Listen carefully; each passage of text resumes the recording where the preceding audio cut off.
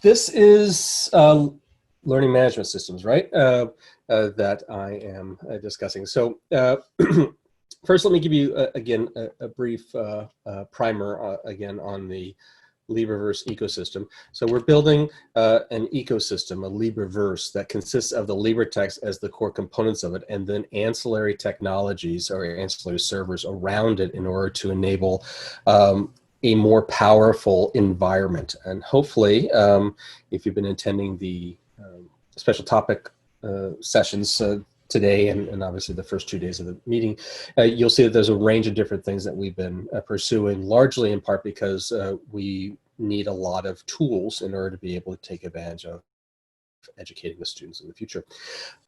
A key aspect in order to be able to do that is the ability in order to interact and make content. Let me phrase that. Make the activity of one server talk to another server and bouncing back and forth. And that sort of inter-server communication it can be difficult and can go through a variety of different ways, just like the discussion a few minutes ago about how to transfer an H5P file, whether you want to go through a email server, you want to load it directly to our libraries, or you want to provide drop requests or something like that. There are different mechanisms for things to communicate with each other. And that is especially important for these technologies because we need to be able to communicate with the learning management system. And that is how we are going here. So this is an example of sort of sophistication involved in the complexities behind inter-application communication. This is the homework system I talked about a few hours ago with different individual components, H5P, web work, iMath, AS, our own organic chemistry approaches and such that all have to communicate individuals, people, rosters, performance, seeds, and a wide range of other things in different ways. And more importantly, interacting with the learning management system, which is important and many people use as the center point in order to interact with all the technologies behind the class, including the online textbook that we're doing right there. So ultimately, when you're in the OER business, you have this general question about where to build and where to store content.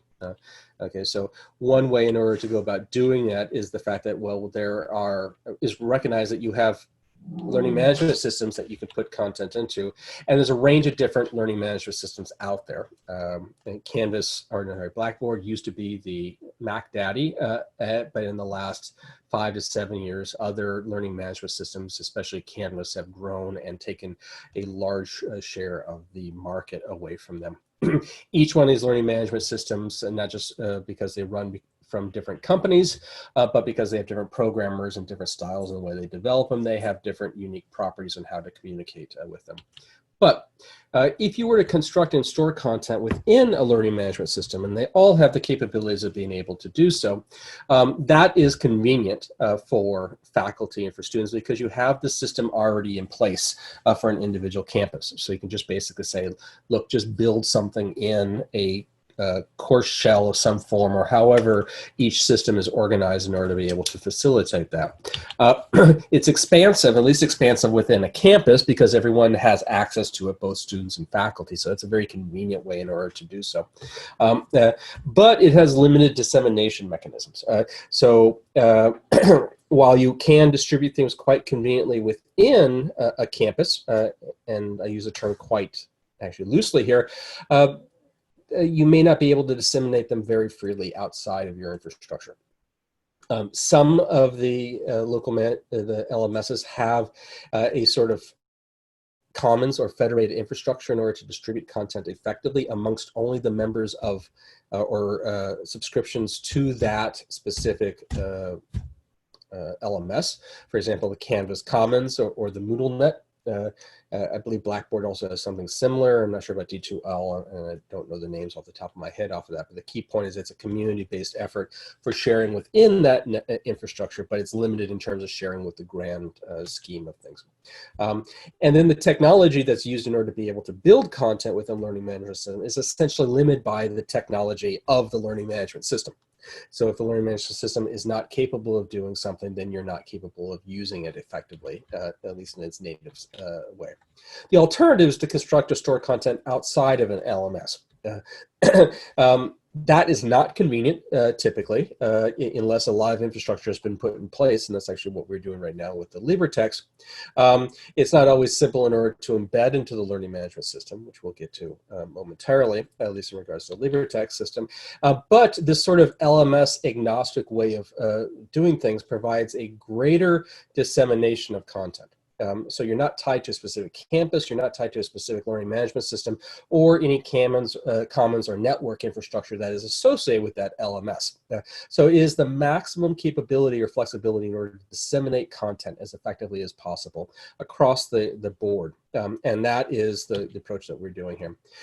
So that provides flexibility, because when you're not embedded into the learning management system, then when the learning management system changes, then your pain is significantly reduced in order to be able to migrate from one LMS to another.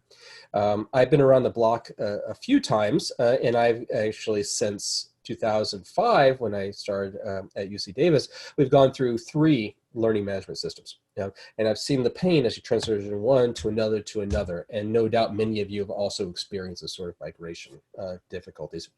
And that's a detriment associated with constructing things inside an LMS.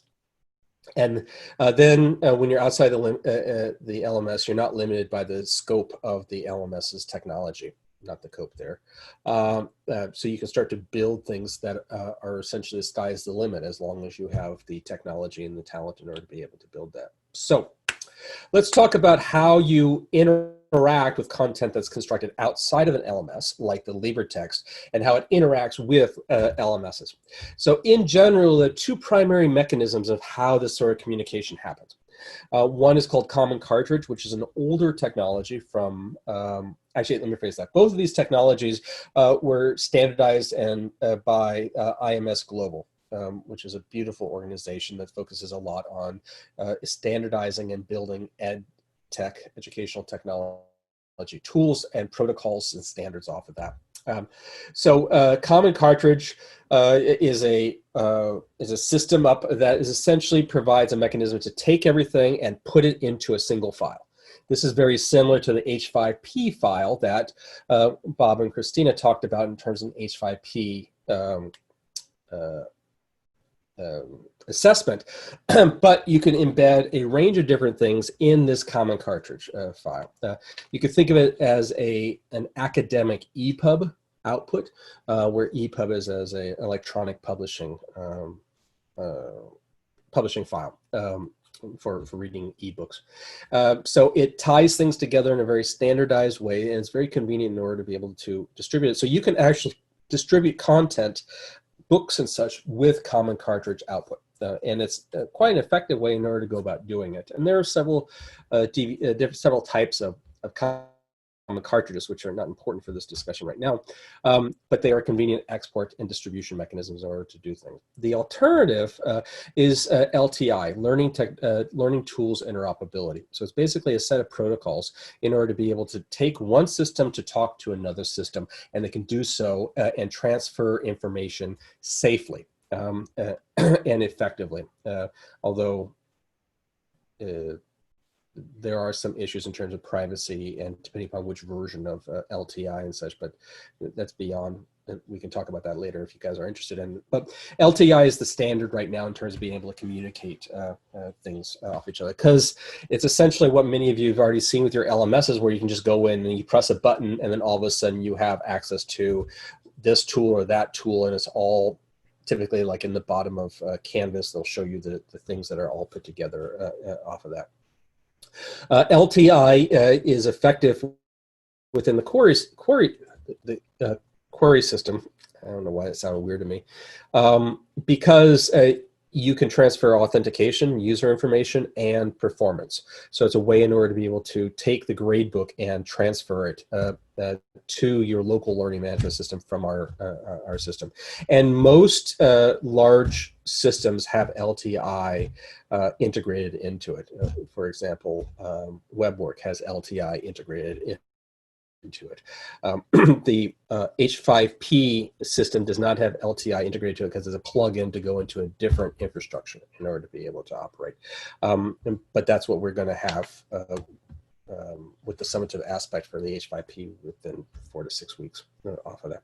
So anyways, our system does not have LTI wired into it, but it will within the near future. So we've been relying on Common Cartridge as a way in order to transfer things over, which has worked for 1,000+ faculty so far. It's quite robust, quite efficient in order to be able to do that. And there are very little security issues associated with that. So I'm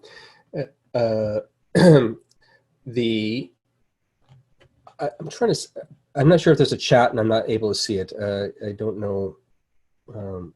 Here, that's how you do it. There are no chats. Okay.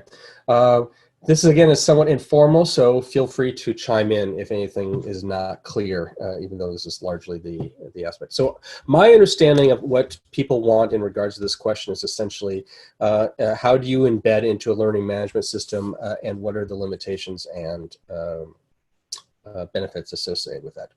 Is that a fair summary of what the audience wants from this discussion? Yeah, I think that's pretty close to, it's more of like, how do we make it so that we can integrate using the LibreTexts content to multiple LMS without too much effort. Okay, so let's do this real time. I sent a link up to the entry that's in the construction guide on how to embed textbooks into LMSs. Ram, I don't have much to say about LTI right now, but it's active. We are playing around with it in order to be able to do it. So it's expected to be done soon, and it's a major component of our query system. So it's not something we're going to be dropping off of that. That being said, Common Cartridge carries much of the utility that you want for at least moving books around off of that. The LTI is its utility largely within our system is based off of moving information regarding student performance on homework. So the summative aspect of things. And I think we discussed assessment and homework quite extensively the last 3 hours. So let me go to this page that I put the link up in the chat window, and it gives you a little bit of an overview, and basically consists of 2 steps. When you've made the book, one is download a Common Cartridge, and the other one is upload a Common Cartridge. And if you know what you're doing, it takes approximately 47 seconds on Canvas in order to be able to do. The other LMSs are a little bit longer because we are less experienced with those LMSs than we are with the other ones. But each LMS has the capabilities, both for Common Cartridge and LTI interoperability, at least any meaningful LMS. And there are a lot of smaller ones out there that I'm not going to be able to comment on competently. So when we make a book, I'm going to go to the construction guide as an example here. When you're constructing the book and you are you're building it in your sandbox and you want to publish it. So we use the term publish in order to say, take the book out of your sandbox, put it into a campus hub. And if you don't have an existing campus hub, we then make a campus hub at the point that we put a book into it, so we don't have empty books, campus hubs floating around here. And then we do a compile process. And a compile process is meant in order to take the book that you've constructed and start to go through and generate the files that you need in order to be able to do LMS integration and other things. So right now, compiling is something that we do on the development side when we publish your book by moving it into the campus hub. And the reason for that is that compiling takes a lot of CPU time. CPU resources. And that by itself, for compiling one, is not that big of a deal. But if 10 people compile simultaneously, the server gets really slow. And so what would take 10 minutes then becomes 100 minutes. And that becomes a little too painful for things. So before I show you compiling, I will mention that we have a batch process in order to automatically compile every week across the library, so that it updates the book every single week. So that if someone updates the bookshelves and you've transcluded to them, your book will then automatically be updated in that way. It does not change the structure of your book. It just updates the pages of it. So here is a book, the LibreTexts Construction Guide. It has been published in the sense that it's in a campus hub, in this case here, Remixer University, but is not compiled, which means it doesn't give a link to tell you where you can get the files like the common cartridge. When you compile, you also have the ability to get the PDF of the whole book. You'll get a zip file that has all the PDFs of individual pages, and then you can also get the files for uploading to Lulu Express, so you can make a physical book or purchase a physical book directly from the printer, or we can facilitate that with our bookstore. Okay, so this is a book that has not been compiled.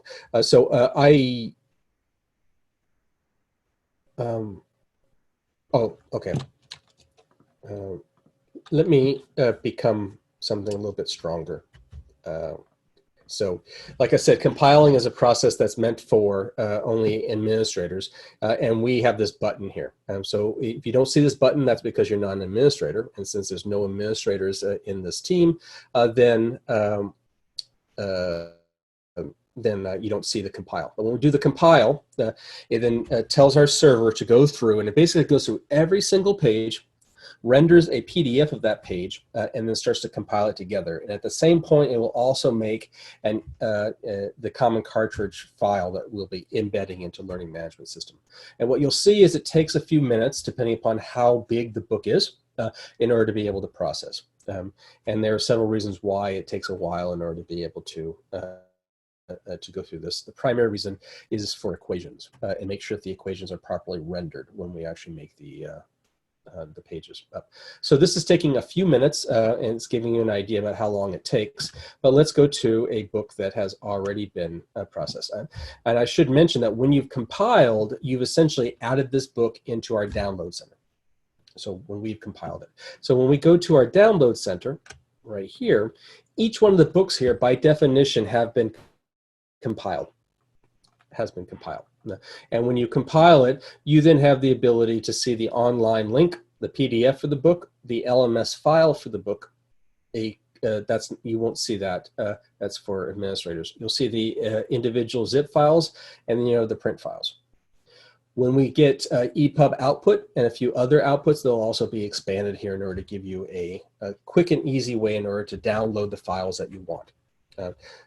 When it's also compiled, you'll then see this blue little button right here, which is identical to what's in the download center. So you then know it's ready to go, it's ripe, and such like that. That process generates front and back matter in order to be able to do what we're doing. So what I wanted to do is to, let's say we took this introductory to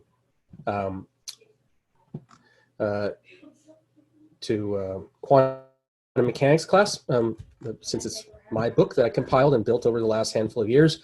I'm quite partial to it, and I want to embed it into the LMS. So just basically press this button, and it will then generate a common cartridge file, and it's ready to go. I'm going to drag that to my screen so I know where it's at. So I did step one of the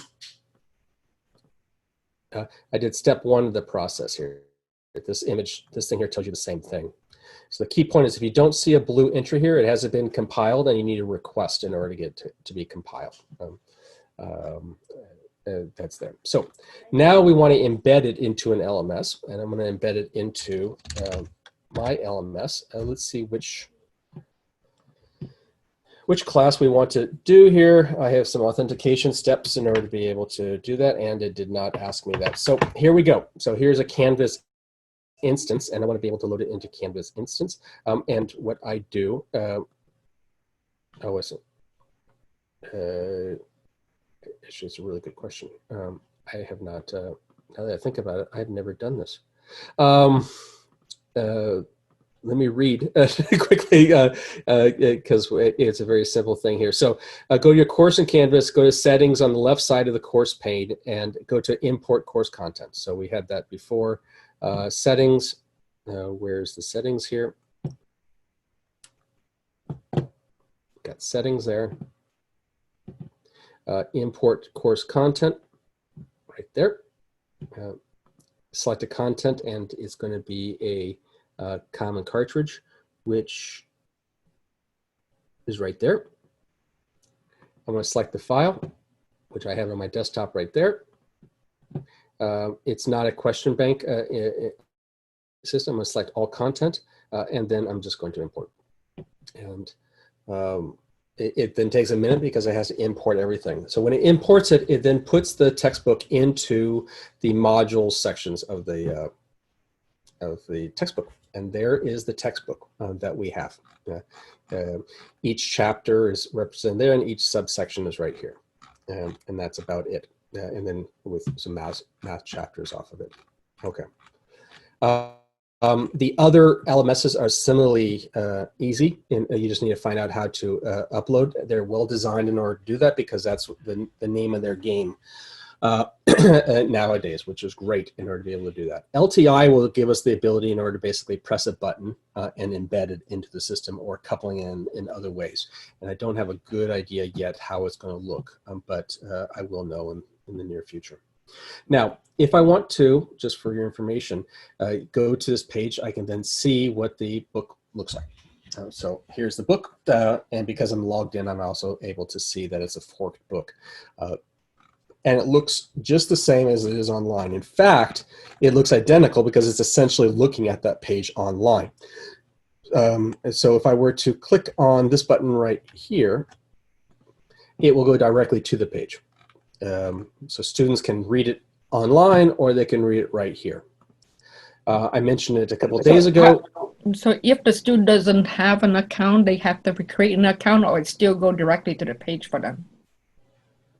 As long as you mean an account on the LibreText? Yes. Yeah, as long as it's publicly available, which most things are, you don't need an account in order to see the book. Okay. I mean, you have the freedom in order to take something offline for whatever reason that you want to go about doing that, or even deleting it. And then obviously in either of those cases, you need authentication in order to be able to do that. LTI will have it set up so that the authentication in your learning management system will then go through to us. So you don't even need to worry about that at all. But right now, almost everything is free or freely available to view, so it's not really an issue. Okay, thank you.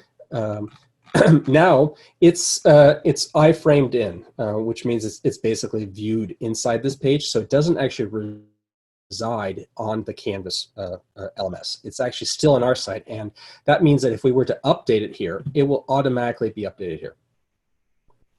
So that gives you the ability of not having to worry about having to fork things and content and such that. The stuff that you see here is the same thing that you see here, and as long as you don't rearrange pages or delete pages and such like that, then it will be, you just update the content, then it will automatically be reflected here. That includes all images, all assessments, everything that you want in order to be able to do it. And I'll be teaching this class in a few months, and I'm going to be expanding it with some H5, mostly web work problems, because it requires reasonably sophisticated questions. So sometimes people call this transclusion. I don't, because I think this is kind of a less sophisticated way in order to present it, but it has the same effect in that it's automatically updated by the content that we have here. I may mention something since we're on the topic of that. When you bring in modules, at least via common cartridges in Canvas, and I think also with LTI, you have a limitation in the hierarchy that you're allowed to do. And the hierarchy is 2 levels, chapter, section, and that is it. You cannot make subsections. Canvas does not allow that. So that means that in your book, you want to follow a chapter section area. there it is, a chapter section infrastructure. While LibreTexts will provide you the opportunity in order to make sub-pages and units and things like that, it won't map into what it looks like in your learning management system. And that's a limitation of the LMS, not us, in order to be able to do. In order to help address that, we rewrote our common cartridge output so that if things are not following the standard format, it will start to shift them around in order to make them follow it. Like, for example, if you had a sub-page below, like here's Dawn of Quantum Theory, and then you have pages here. If you had a sub-page like 1.6.1 below it, it will then move it up. So you won't lose it when you integrate it. It'll just be, the numbering will be slightly different and such like that. So you may have to curate things. The easiest thing to do is just build a system that's canonical structure of book, chapters, pages, and keeping with that, you'll have less issues involved in that. So if I add, say, by a little assignment in between 1.6 and 1.7, so of course in Canvas we renumber the section, that does not affect the book, right? Because it's already imported. Right. Precisely. You can edit it, because these things are essentially fancy hyperlinks. That's all they are. So you have the ability in order to modify this. Naturally, when you start to modify it and it becomes different from the common cartridge that you upload off of that, then you want to be careful that you don't re-upload it, because obviously you're deviating. So you have to start to curate how you want these things. But yes, you have complete freedom to even delete pages here or hide sections or such, just like what the learning management system provides without having to worry about this thing here. So you can say, well, I really don't think my students need this and this, but I don't want to deal with it on the LibreTexts. I'm just going to deal with it in the LMS. It's your prerogative on how you do it. My general opinion is I dislike reading content in LMS, because this stuff here I think just gets in the way, and I very much like to be able to just look at it in the full page, because that's my preference. Not everyone has that preference, but you're able to do that. So like I said, all the other LMSs have the same capabilities in order to do these things. The common cartridges, LTI will have the same capabilities, but it'll be largely a single button click instead of this two-step process, which, it takes a minute in order to do, but it's not, I don't believe it's necessarily onerous at this time. And such. And then when it's LTI, we will have authentication that will pass through, and we'll be using central authentication to tie everything together, so that when students solve or do a problem on their homework, which they can do embedded in here, it will then automatically be saved in the query gradebook that can then go back and talk to the gradebook in the LMS.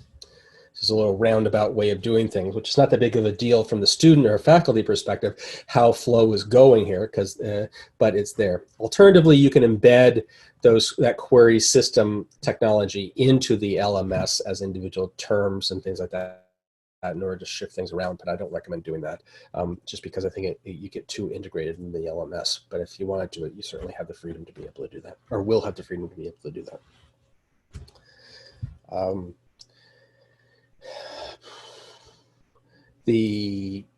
Because everything over here follows through, you have the same capabilities, or almost the same capabilities of what you have on here, and that's pulled into the system. There are some emerging technologies that we are implementing, including a glossary system. And since we have a bit of time, and I think I've come close to what I'm talking about, let me just show you this, unless you guys don't want me to do this, and we can continue the discussion on LMSs.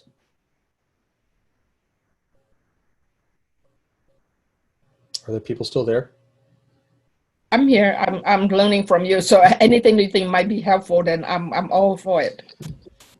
Well, this is not related to LMSs per se, although everything importing is related to it, and it's a new system that we're going to have in order to be able to show things. So this is the under construction area, which the average person does not get to do that.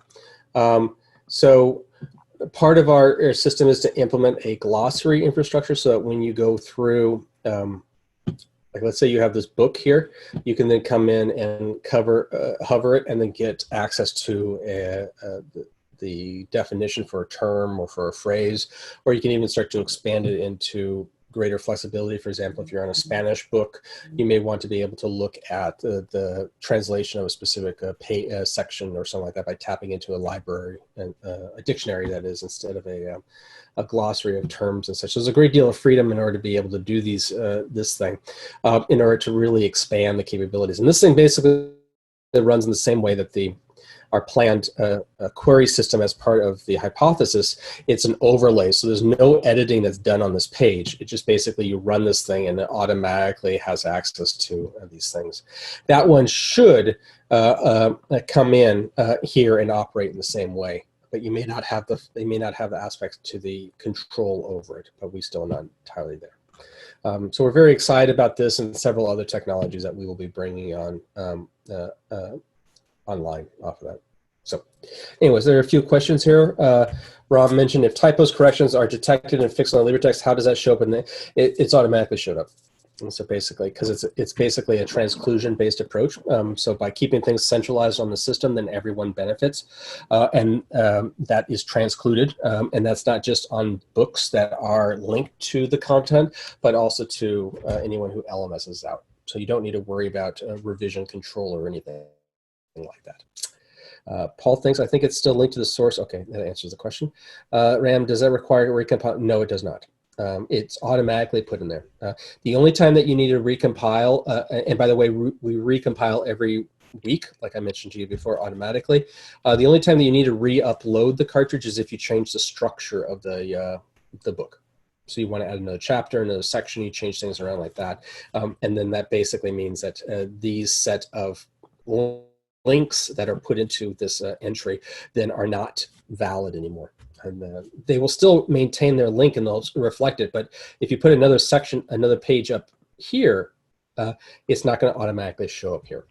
You can manually construct it in order to do that instead of going through a common cartridge. But yeah, I guess that answered the second question that you had there. Pamela, super specific to University of Hawaii. Should be just as easy to link to book to. Yeah.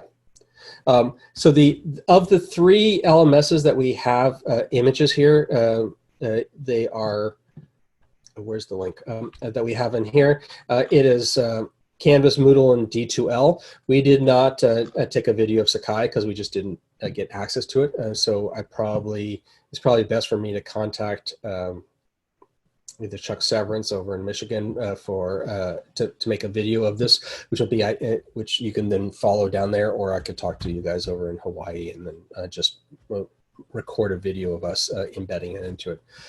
I can do a very simple search of embed common cartridge into Sakai.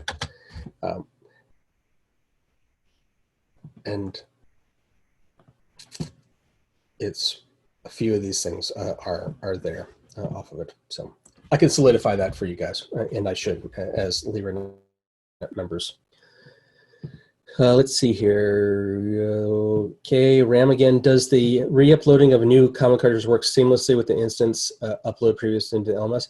I think that's an LMS dependent thing. I don't have experience with every LMS about how you go about doing it. If I were to do it, I would just delete the whole entry and then just re-upload it instead of kind of loading it. Obviously, if you start to edit the entry in the LMS manually here, then you have to start figuring out how you're going to be doing this in different ways. So I'm not up on how the LMSs will behave like that. I need to test it out. So you want to upload, recompile. How do you delete the first version? So that's a good question. How do you delete? Oh, actually, I think Canvas is really painful about that. I don't think it has a group, a mass deletion. I think you have to delete each page. Let me see here, or at least each chapter.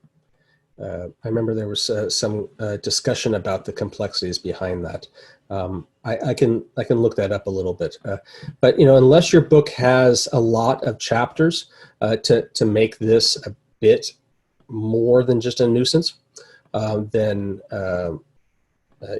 it probably is a fine way of doing it. I don't know about how the other LMSs operate. They probably are better because this is sort of annoying, and it really doesn't have to be like that. So let me see what's next on the question here. Could you talk about the test banks that instructors create? Is it something to keep private? Yes. So if you're talking about test banks within the query system, so you want to use that technology, it's set up in order, we can create private areas for you to be able to use that and integrate it. If you're talking about individual pages that you just want to keep protected, you can also do the same.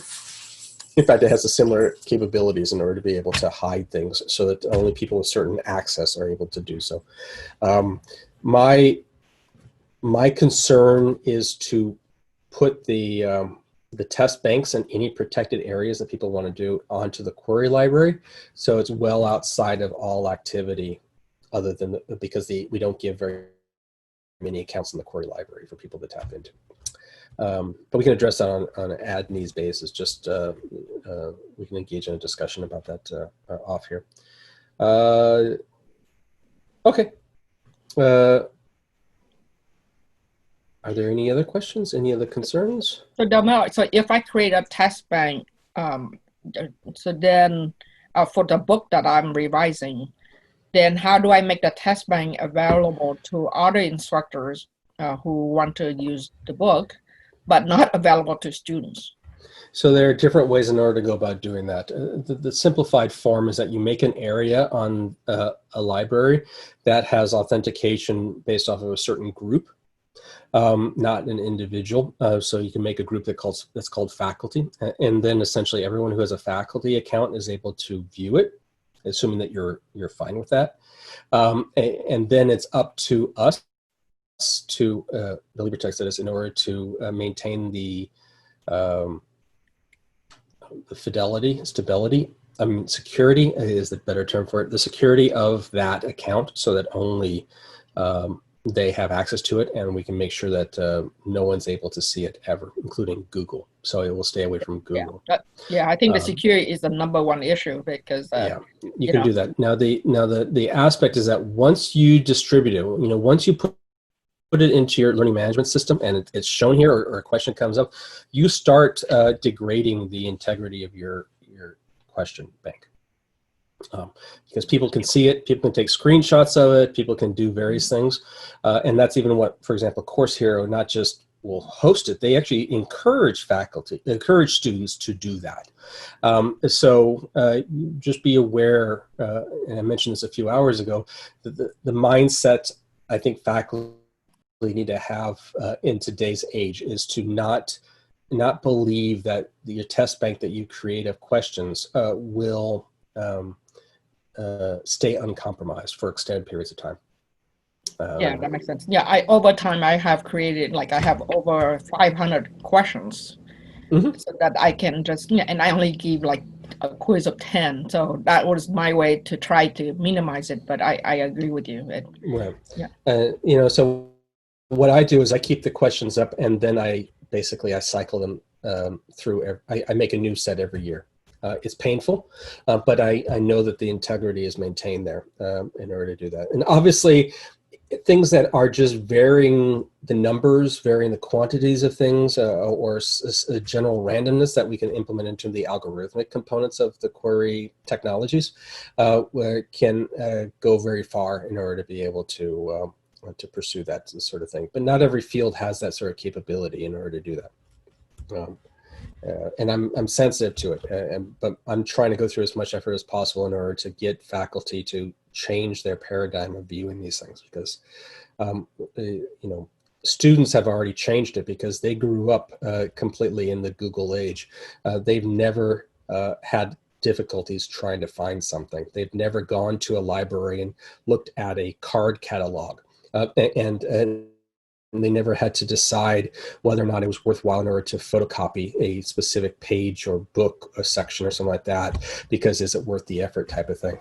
So we have to change our paradigm on viewing things in order to make it reflect today's technology and the students that are using it.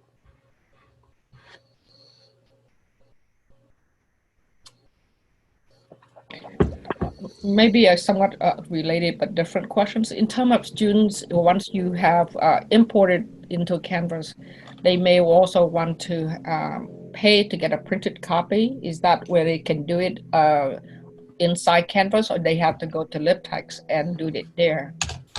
So they could do several things. If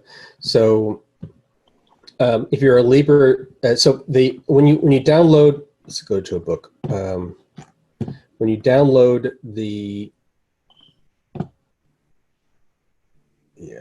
we compiled this book here. You can get these book files, and these are the book files that you then upload to Lulu Express. And there's a link exactly in the next section here on how to publish to Lulu Express.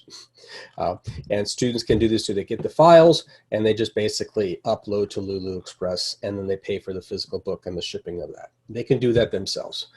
Campuses that are LibreNet members, we will preload that for them on our bookstore. So students can come in and they can purchase a book directly and say, well, here's research methods, and they want it for $9.32. We don't make any profit off of it. They just basically pass it through in order to be able to do that. Okay.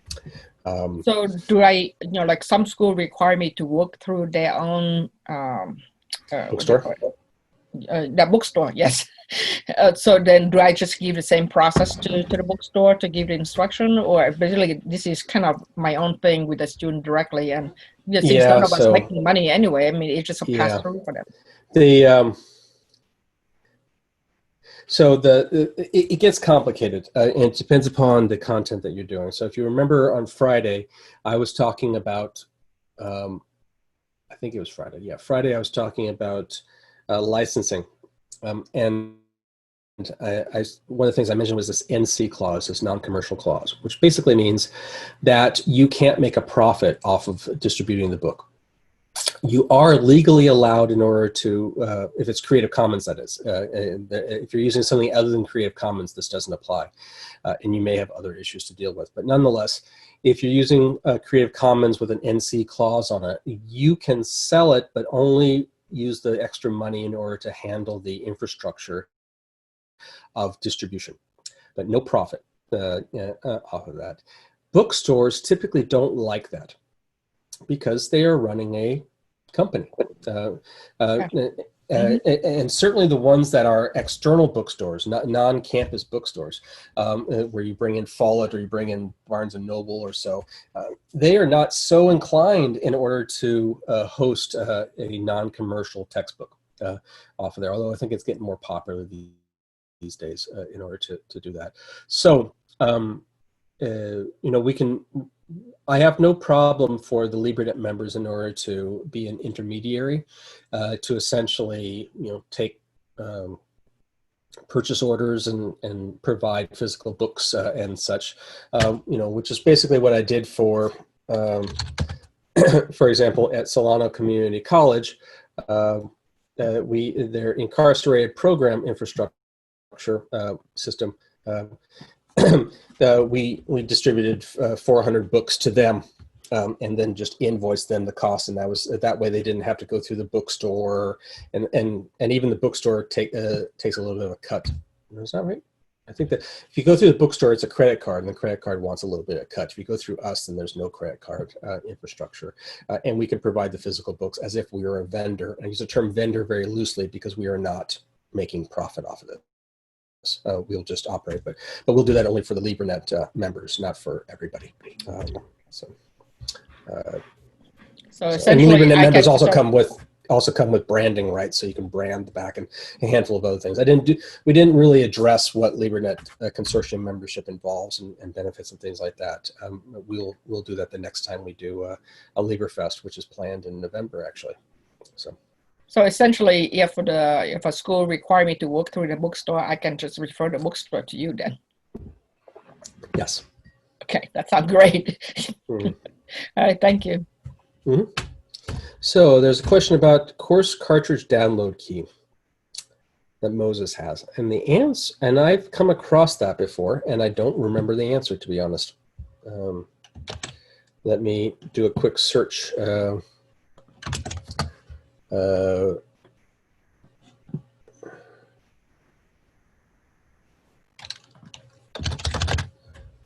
that doesn't come up at all. Let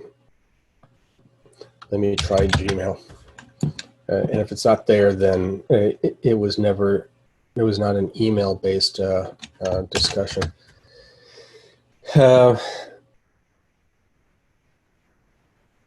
And it does not come up. So I don't have an answer for you, Moses, in regards to that. I would need to take a look at. But I do have memories that we came across this, and it was just sort of a process that we needed to do, and I don't know entirely what it is. But I'm sure that a Google search and a few other things can come to it. If you have problems with that, if you have a book that you want to import and such as that, and you have problems with that, then let us know, and we can write it down in the download center how to, so that everyone can benefit from that. Okay. In fact, I should do that already, but yeah. Let me put this as a note in here.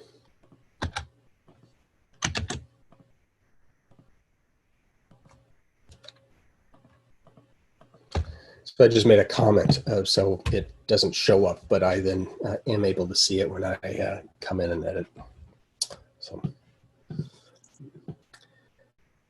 there are 9 more minutes left.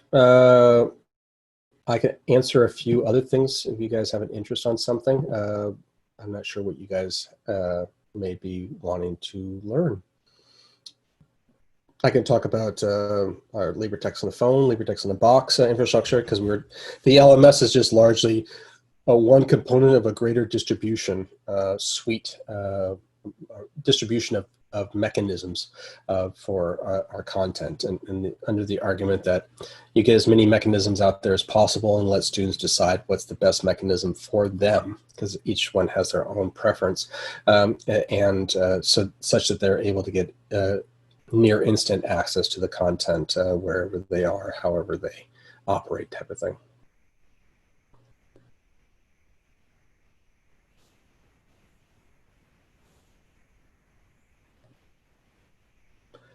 Is Blackboard sunsetting course cartridges? Not to my knowledge. That being said, Common Cartridges is a little bit older. It was last updated 7 years ago, and in the educational technology or just technology landscape, that's sort of oldish. But I would be very surprised if they wouldn't be able to upload it. It's a very simple system in order to be able to do that. But certainly LTI is the more desired du jour technology. But but we'll have LTI capability, within the next 6 months or less. Does Common Cartridge support all the interactive element type things? Yeah, so the Common Cartridge is it's essentially a thin Common Cartridge, so there's several different versions of it, and all Common Cartridges, the one that we generate is essentially just a link of it's just a list of URLs. So in that case there, it just says go to this page, and then what's embedded in the page has the same capabilities. It's not a very sophisticated infrastructure, but it does a pretty good job as long as you're embedding, as long as you're doing the linking. There are other Common Cartridge approaches in order to do it. The problem is that, and this may be part of Moses's comment, not every LMS supports the most up-to-date Common Cartridge. So, for example, Moodle didn't do that. So in order to handle Moodle, we had to downgrade our Common Cartridge format in order for it to go into Moodle. So presumably the LTI will handle all those issues when we get it.